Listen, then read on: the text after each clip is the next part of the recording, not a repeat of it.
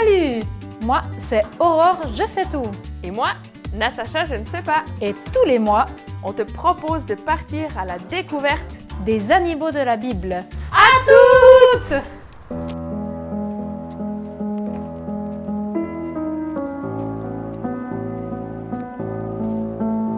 Aurore, je sais tout. C'est quand qu'on arrive, j'en peux plus. Mais on y est presque, allez, encore un peu de patience. En plus, je meurs de chaud. On se croirait dans le désert.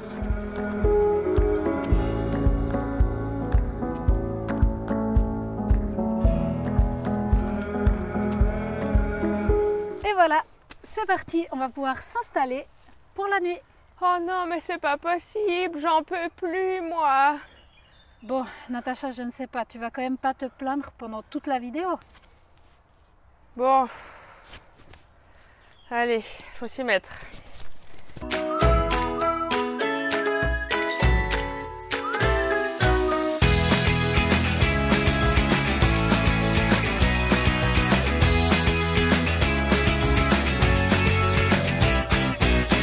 Mesdames et messieurs les enfants, bien le bonjour!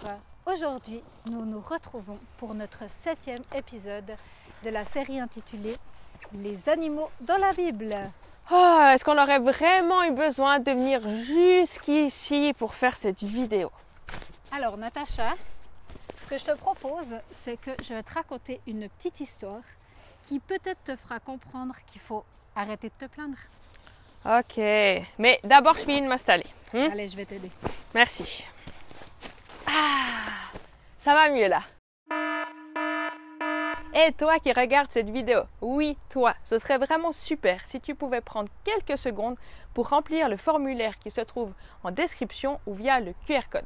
Ça nous aiderait beaucoup, Aurore, je sais tout, et moi-même, à savoir quel public regarde nos vidéos. Est-ce que ce sont des enfants, des parents, des moniteurs d'école du dimanche ou j'en passe? Alors par avance, un grand merci pour ta réponse.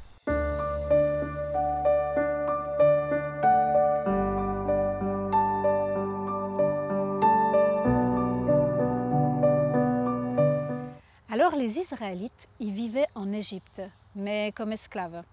Donc c'est clair que ce n'était pas une situation facile. Et puis Dieu, il a décidé de les aider. Donc il a utilisé Moïse pour les faire sortir d'Égypte.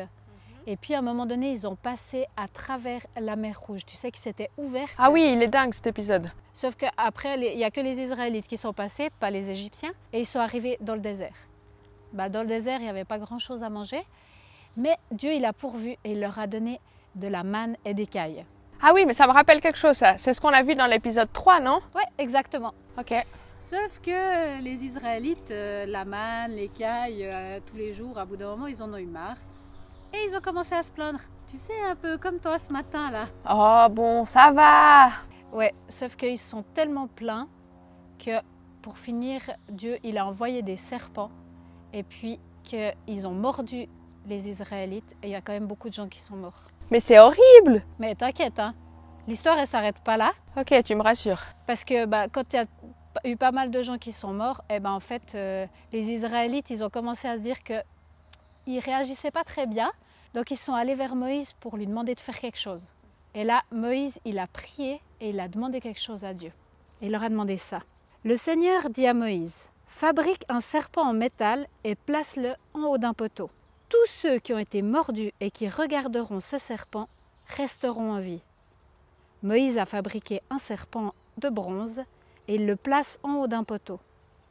Tous ceux qui ont été mordus par un serpent et qui regardent le serpent en métal restent en vie. Ok, c'est bon, je vais arrêter de me plaindre.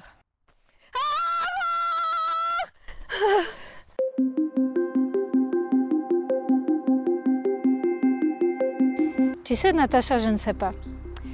Le péché, c'est un peu comme la morsure du serpent. C'est ce qui va te pousser à te plaindre, à mentir, à voler ou à blesser même quelqu'un d'autre. Et qu'est-ce qu'il faut faire quand ça nous arrive? Parce que je ne pense pas qu'on doive construire une perche et puis mettre un serpent dessus. Effectivement, Natacha, je ne sais pas. La réponse à ta question, tu peux la trouver dans la Bible, dans Jean chapitre 3, versets 14 et 15, qui disent que comme le serpent a dû être élevé sur sa perche là, et bien de la même manière, le Fils de l'homme doit être élevé afin que quiconque croit ait la vie éternelle. Est-ce que ça veut dire que Dieu a pris la place du serpent sur la croix? Autrement dit, qu'il a pris tous nos péchés sur lui? C'est ça. Jésus, en mourant sur la croix, il a pris nos péchés. Et en fait, quand on fait des choses mauvaises, il nous suffit de regarder à Jésus et de lui demander pardon. Bon, ce n'est pas tout ça, mais il va falloir ranger tout ça maintenant. C'est parti! Alors, Natacha, je ne sais pas, pour aller plus vite, je te propose un défi. Ok? C'est que tu ranges tout ça le plus vite possible. Ok, c'est parti!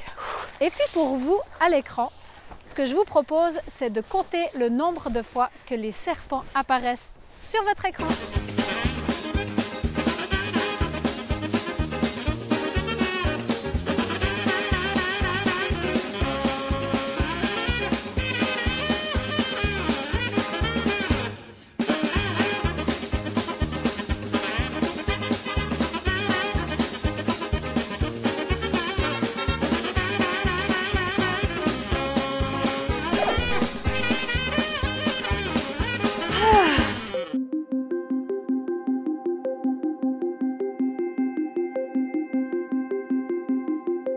Et bien joué, Natacha, je ne sais pas.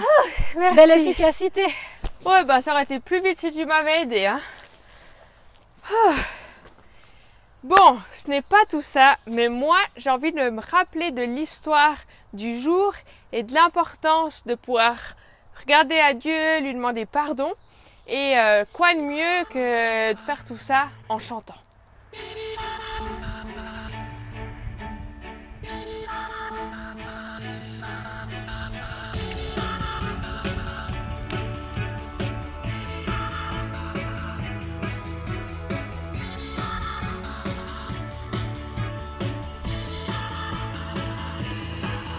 Nous chanterons à jamais tes louanges et ta bonté. Tu nous as aimés le premier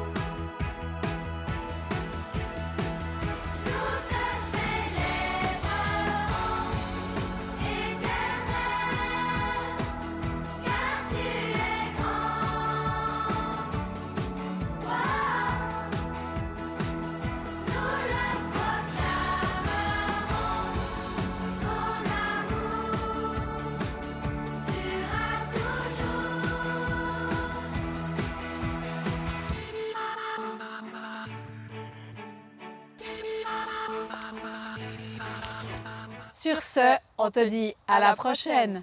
Ciao! 1 kilomètre à pied, ça use, ça use. 1 kilomètre à pied, ça use les souliers. Est-ce